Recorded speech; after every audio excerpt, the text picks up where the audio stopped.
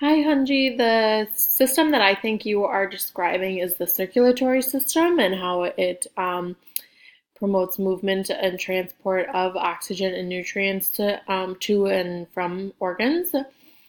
And something that I wanted to add on to your description was about the tissues that are being present and how throughout the entire organ system, um, the circulatory system, there are three layers that are present, and it contains three different types of tissue.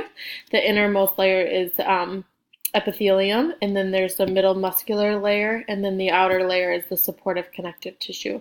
And I think that's important to recognize because there are three different types of tissues all right next to each other that all support the function of um, transporting oxygen and nutrients to and taking waste and carbon dioxide away. I think the circulatory system is really important, and you did a good job describing it. Thanks.